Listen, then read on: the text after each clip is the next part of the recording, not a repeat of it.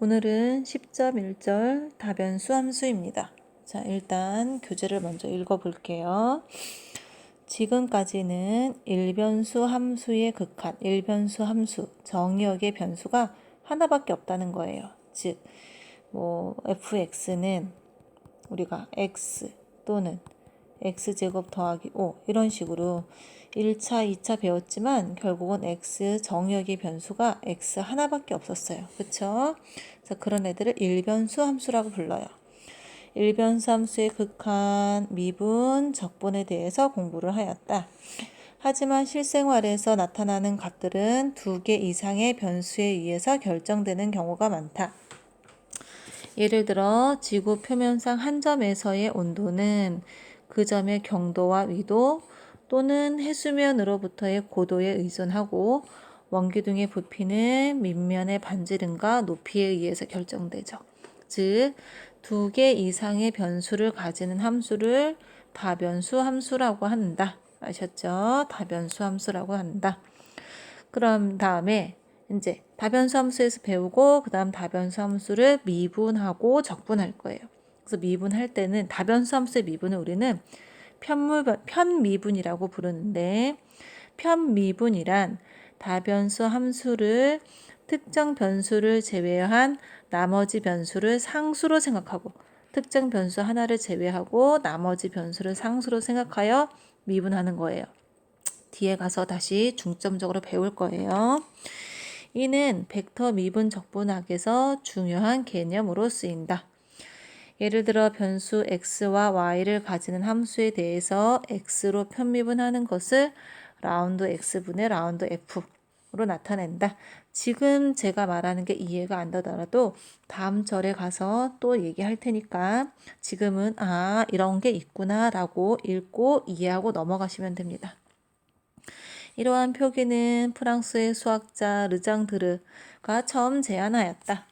이 장에서는 다변수 함수의 수학적 정의를 포함하여 다변수 함수의 수학적 정의를 찾아보고 일변수 함수의 극한과 미분의 기본 개념을 다변수 함수로 확장하겠습니다. 아셨죠? 자, 그럼 다변수 함수가 무엇인지 다시 한번 얘기해 볼게요. 지금까지 살펴본 함수들은 정의역이 실수이거나 그 부분 집합, 즉 한 개의 독립된 변수를 갖는 일변수 함수였다. 그쵸? 그런데 주변에서 일어나는 여러 현상들은 두 개 이상의 독립 변수에 의해서 결정되는 것들이 많다. 다시 한번 예를 들면 직사각형의 넓이는 가로와 세로로, 그쵸? 또 직육면체의 부피는 가로, 세로, 높이 3개 변수에 의해서 결정되죠. 그래서 이런 것들을 우리는 다변수 함수라고 부르겠다. 자, 그럼 정의로 넘어갈게요. 자, 일단 정의를 해보겠습니다. 자, 정의. Rn의 부분 집합. 자, R. 실수 전체가 되겠고, 그쵸? R 제곱. R 곱하기 R이라는 곱집합인데, 순서상으로 표현해요. 모두가 R. 2차원을 표현하죠? 그럼 R3. R 곱하기 R 곱하기 R. 3차원 공간. X, Y, Z. X, Y, Z이 모두 실수예요. 그쵸? 그럼 Rn이 의미하는 건 뭐겠느냐? R을 n번 곱한 곱집합인 거죠. 그쵸? 얘는 Rn은 R 곱하기 R 곱하기 R. 얘가 n번 있는 거고, 순서상 x1, x2, xn으로 표현하고 각각의 xi는 실수해서 이렇게 생긴 애예요. 그쵸? 그럼 이거의 부분 집합을 d라고 할 때 f의 함수가 이렇게 간대요. 이런 것들을 n변수 함수라고 한다. 즉, 예를 들어서 예를 먼저 들어봅시다. f가 R2에서 R로 간다. 그럼 정의역의 변수가 이렇게 XY 2개 있어요. 변수는 x1, x2로 줘도 되고 XY로 줘도 돼. 그럼 이거의 결합으로 뭐 x 더하기 y로 줘도 되고 그러면 얘는 어떻게 돼? 1,1이 어디에 대응되느냐? 1 더하기 1이란 2. 그쵸? 또는 1,3은 1 더하기 3이라는 4라는 숫자에. 그쵸? 그래서 정역의 변수 두 개가 하나의 함수값으로 대응되는 거를 우리는 얘는 정역의 변수가 두 개니까 이변수 함수 또는 f가 R3에서 R로 가는 거. 그럼 정역의 변수를 세 개로 주면 돼요. x, y, z. 그럼 얘는 함수를 어떻게 주느냐? 뭐 내 맘대로 일단 줘봅시다. 이렇게. 그쵸? 그럼 정역의 변수가 세 개니까 3변수 함수. 이렇게 부릅니다. 아셨죠? 정역의 변수의 개수에 따라 1변수, 2변수, 3변수, 4변수 이런 것들을 우리는 다변수 함수라고 부릅니다. 자, 그러면 함수를 정의했기 때문에 우리는 똑같이 일변수 함수, 즉 중고등학교 때 배웠던 함수에 대한 용어들이 다변수 함수에서도 똑같이 생긴다는 걸 알 수 있어요. 그래서 정의역을 이야기할 수 있고 공역 이야기할 수 있고 상들을 모아놓은 걸 치역이라고 얘기할 수 있어요. 그쵸? 이제 아셨죠? 똑같이 갑니다. 똑같이. 그러면 함수를 정의했고 정의역, 공역, 치역을 얘기했으니까 이제 무엇을 얘기해야 되냐면 우리가 함수를 얘기하고 함수를 좌표 평면에다 그림을 그렸죠. 즉 그래프를 그렸어요. 그런 다변수 함수에서의 그래프는 어떻게 정의되느냐. 자, 정의 2번이에요. 자, 정의 2번을 얘기하기 전에 그럼 일변수 함수에서는 우리가 앞에서는 즉 f가 r에서 r로 갈 때 그래프 똑같이 그때도 우리가 이렇게 gf라고 썼거든요. 얘는 어떻게 했느냐? x, fx 이렇게 했죠. 그쵸? 이렇게 x는 정의역 r 즉 정의역의 원소와 그에 대응되는 함수값을 순서쌍으로 표시해서 좌표 평면에 그렸어요. 좌표 평면에 그릴 때 우리가 이렇게 그렸어요. x축, y축 즉 얘가 정의역 얘가 공역이었어요. 그쵸? 그래서 여기다 그림을 뭐 이런 식으로 막 그렸죠. 그러면 여기서의 그래프도 마찬가지예요. 자, Rn의 부분 집합이에요. n변수 함수예요. 그럼 얘는 순서상 여기에다가 그에 대응되는 함수값을 마지막 순서상에 넣어서 그래프로 그리겠다는 거예요. 즉, 예를 들면 자, 이제 10.3 하기 전에 예를 들면 좀 더 간단한 걸로 예를 들면 어떤 게 있냐면 자, 여기다가 예를 들어 볼까요? 여기다가 예를 들어 볼게요. 예를 들어서 fxy가 뭘로 줄까요? x제곱 더하기 y제곱으로 들어갔어요. 그쵸? 그러면 얘를 그림으로 그리려면 x축, y축, z축이 있어야 돼요. 왜? f는 R2에서 R로 가는 거니까 이거의 그래프는 GF는 지금 금방 정의한 거에 의해서 X, Y 그 다음 공역의 변수를 Z라고 할까요? Z 3차원 순서상으로 표시를 해야 돼요. 그쵸? 즉 다시 예를 들어서 1,1이에요. 그럼 얘는 1제곱 더하기 1제곱 2니까 얘는 1,1,2 즉 여기 1 정역의 변수가 얘예요. 그렇죠? 그럼 2에 대응되는 값 위로 얼만큼 올라가면 돼요? 2 올라가서 여기에다가 점을 찍겠다는 거죠. 그렇죠? 이런 식으로 표현을 하면서 그림을 그리겠다는 거예요. 그러면 이제 그 다음에 그럼 이 그래프가 궁극적으로 어떻게 나오겠느냐에 대해서 우리는 더 논의를 하겠죠. 그렇죠? 자, 그래프는 이렇게 생겼다. 앞에 두 개는 제가 지금 이변수 함수를 예로 들었기 때문에 앞에 두 개는 정의역의 변수, 마지막 세 번째는 그에 해당하는 함수값 밀려서 3차원으로 표시가 되고 그럼 만약 f가 x, y, z이어서 x제곱, y제곱 더하기 z제곱이에요. 그러면 얘는 공역의 변수를 w라고 두면 4차원이죠. 근데 우리가 4차원의 그래프는 평면에다 표현할 수 없어요. 그렇죠? 그래서 여기서부터는 그래프를 그리지 않아요. 또는 이제 어떤 다른 프로그램을 이용해서 그림을 그리겠습니다. 자, 그럼 예제 10.3 다시 한번 정리해 볼게요. 자, 이변수 함수, 정의역이 변수 두 개죠. 얘의 정의역과 치역을 구하고 그래프를 구하여라.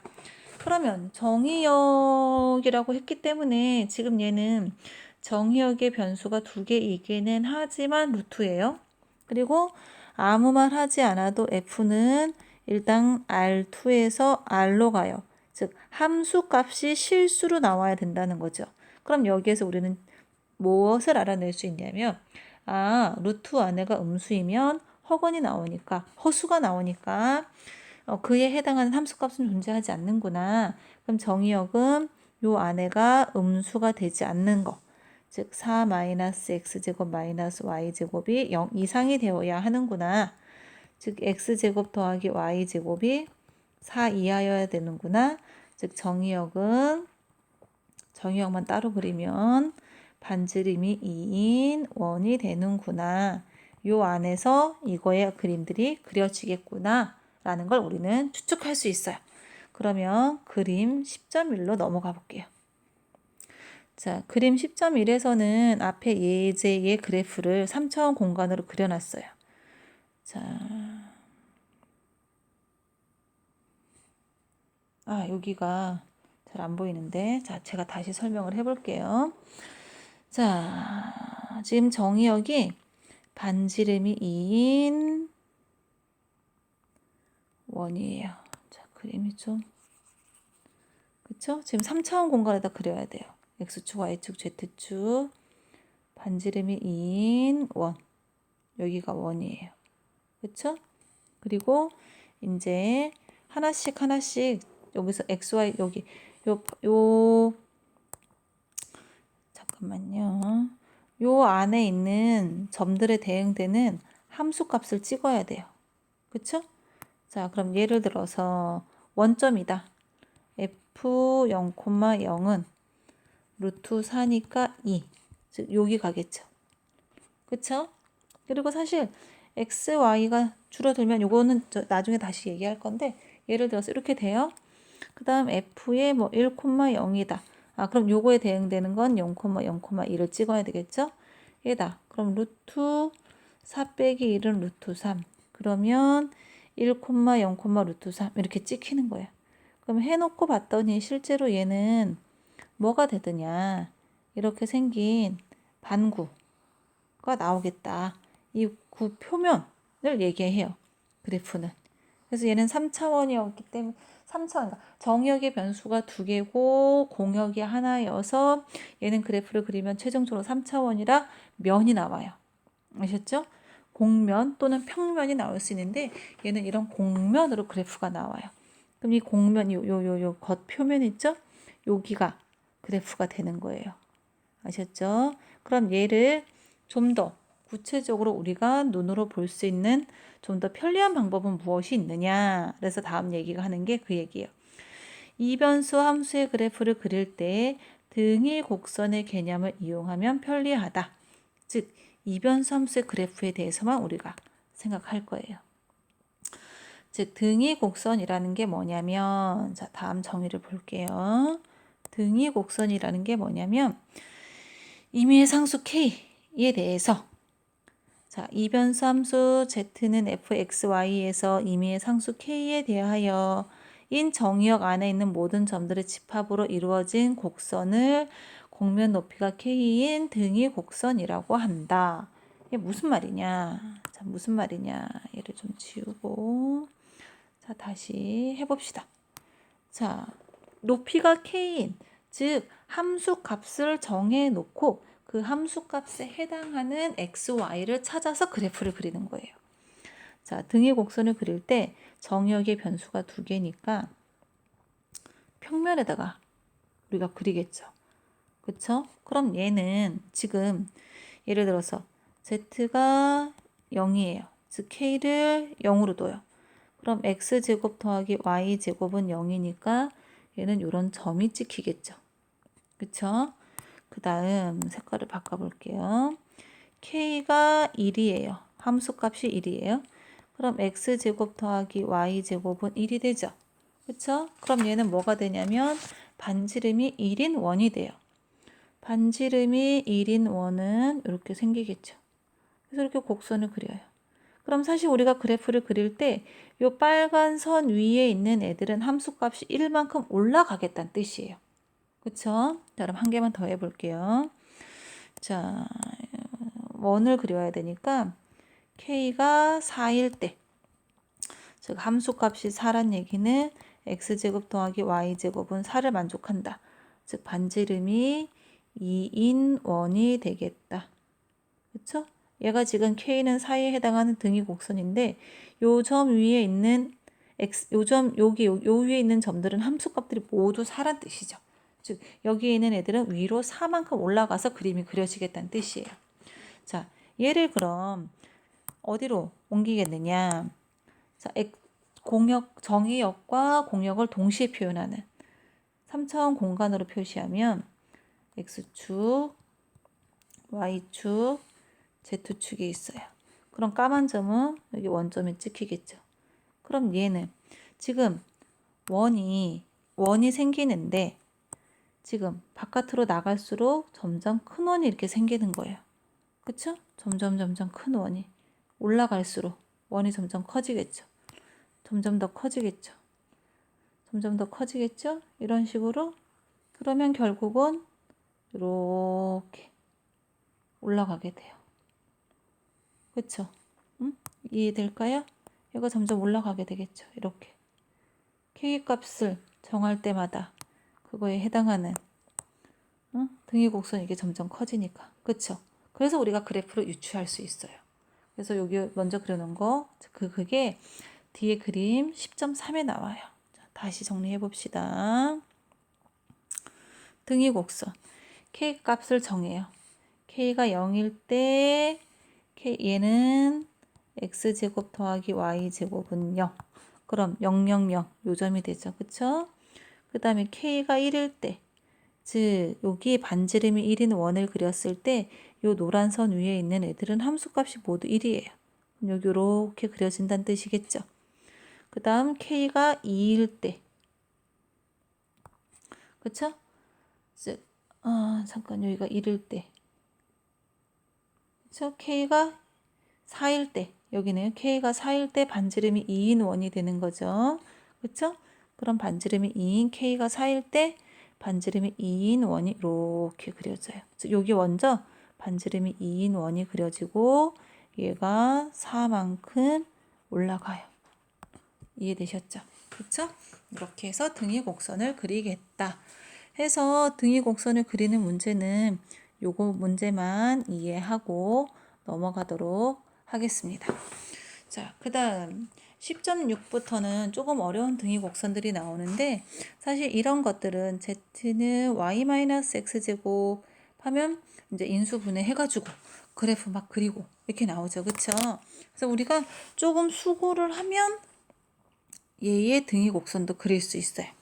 그쵸? 요거는 그냥 각자 시도를 한번 해보세요. 과제라고 하기엔 좀 그렇고 각자 나 한번은 그려보겠다 하면 그려보시길 바랍니다. 근데 이것도 뒤로 넘기면 그림 10.4에 등위 곡선이 아주 잘 나와 있어요. 자, 이렇게 나와 있어요. 얘가 등위 곡선이고 이걸 이용해서 그린 그림이 이렇게 생겼어요. 이 그림은 우리가 뒤에 가서 이변수 함수에 지금 뭐를 배우냐면 이변수 함수를 배우고 그래프를 배우고 뒤에 가서 미분을 배운다고 했기 때문에 미분을 배우면 당연히 뭐가 따라 나오냐면 극대와 극소가 따라 나오죠. 그럼 거기에서 극대 극소를 이야기할 때 이 그래프를 한 번 더 이야기할 거예요. 그래서 요거를 좀 주의 깊게 봐주시기 바래요. 아셨죠? 그 다음 이제 이런 것들 손으로 우리가 못 그리는 것들은 사실은 매스매티카라는 수학 프로그램이 있어요. 그거를 이용해서 우리가 대다수를 다 그려요. 지금 여기에 있는 것들 이 그림조차도 그거를 이용했고 뒤에 나와 있는 다른 예제들도 사실은 우리가 손으로 그렸다기보다는 다 프로그램을 이용해서 등위 곡선도 나오지만 이제 얘는 정의역의 변수가 3변수이니까 등위 곡면으로 이렇게 나오겠죠. 정의역이. 그쵸? 자, 그래서 지금 10.1절에서 우리가 이해해야 될 거는 무엇이냐면 다변수 함수가 무엇인가, 이변수 함수가 무엇인가, 삼변수 함수가 무엇인가. 우리는 삼변수 함수까지만 다룰 거야. 그러니까 이변수 함수까지 중점적으로 다루고 그 다음에 약간 걸쳐서 삼변수 함수까지 공부를 해보도록 할 거예요. 아셨죠? 그래서 오늘 배운 것 중에 우리가 좀 더 이해를 하고 있어야 된다 하는 것들이 어떤 것들이냐면, 자, 1번 문제는 과제로 제출하셔야 돼요. 뭐 별거 없죠. 그쵸? 함수값 구하는 거니까. 똑같이 요거 2번. 요 정도까지만 이해하고 넘어오시면 돼요. 그 다음 이제 등위 곡선을 구하고 그래프 개형을 구하시오 했으니까 하나만 해볼게요. 3번에 1번 우리가 그래프가 등위 곡선을 구하고 그래프의 개형을 구하시오 했는데 얘가 사실 답이 있죠. 그쵸? 근데 특히 이거 등위 곡선을 구하는 과정을 좀 자세히 풀으셔갖고 자세히, 즉 K 값을 뭐 한 몇 개쯤 잡을까요? 우리 답지에 나와 있는 거대로 하면 K 그래프가 하나, 둘, 셋, 넷, 5개 나왔어요. 그럼 K 값을 5가지 잡으셔가지고 등위 곡선을 구해주시기 바래요. 그럼 그 과정을 조금 자세히 풀이를 해서 과제로 내주세요. 뭐 3개 정도는 충분히 하실 수 있죠. 자, 그럼 다음은 10.2절 다변수 함수의 극한과 연속입니다.